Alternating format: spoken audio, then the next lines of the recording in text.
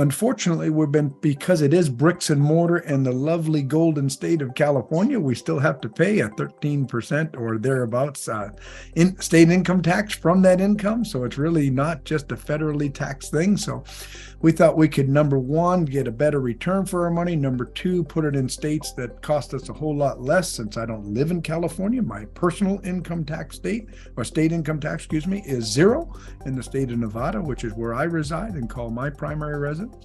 So, but oftentimes you're taxed based upon where the asset lies. So, but any state, pick one, will be cheaper than the golden state of California. So, anywhere from 5 to 8%, maybe 3, depending on if it's in Texas. They also have a zero income tax, so we buy a lot in Texas. So, as it turns out, so let me go back to the story. So, also a little bit, and this is a little bit of a lesson with SBA that I learned for those of you that have SBA loans. So SBA, for those of you that don't know, they want you to guarantee their loans with anything and everything that you own. Well, part of those guarantees was all of our auto repair shop businesses.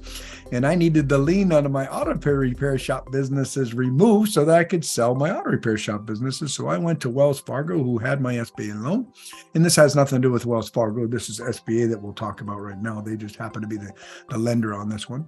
And I said, look, I need the liens removed from my businesses so I can sell my businesses. So can we do cross collateralization? Can we collateralize one of my apartment buildings or other things that I have plenty of equity in? And they said, oh, you're selling your auto repair shops. Well, I hate to inform you, but this loan is an owner-operator loan. Okay, the classification loan says that if you're about to sell that auto repair shop, we can't refinance, we can't cross-collateralize. You got to pay it off. And we found this out literally 3 weeks before the close, which gave me like zero time to try and refinance out of it. So at the last minute, we just made the decision we're going to pay the loan off. And it wasn't, the loan was, 900-ish. I'm just going to pick, I think it was 850-ish by the time we got there. But the building had accumulated in value quite a bit because we bought it way under value, and we did some forced appreciation by what we did with the business and what we paid for rent and what the market rents were. So the value of the building was $1,750,000 after all selling costs. So not a bad return for a couple of years of ownership. We purchased it in 2018. We sold it in we'll sell it in 2023. But we also had a business within that we were able to sell for a different value. So that's a pretty good return on investments for some forced appreciation.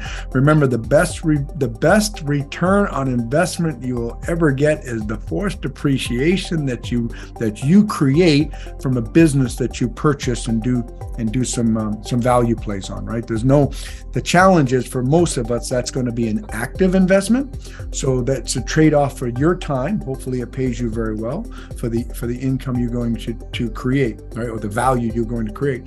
The nice thing about that, and this is the best part, is until you sell, there is no taxes to pay on that because it's unrealized gain. So you can take $1 million, you can buy a business for $250,000, make it worth $2 million, $3 million, $4 million because of the revenues that you create within that business. And it's a beautiful thing. Even though it shows up on your balance sheet, you're not paying the IRS for that increased value until you what? Until you sell it, right? So it's a beautiful thing, right? So absolutely the best investment. I went down a little rabbit hole there, but anyway, so after all selling costs, 1.75. So for those of you that don't know, you have 45 days from the date that it closes to name the destination property to make it for a 1031 to meet the IRS requirements. You have 180 days, not 6 months. Be careful. That could be longer than 180 days. It's 180 days to close escrow on the destination property.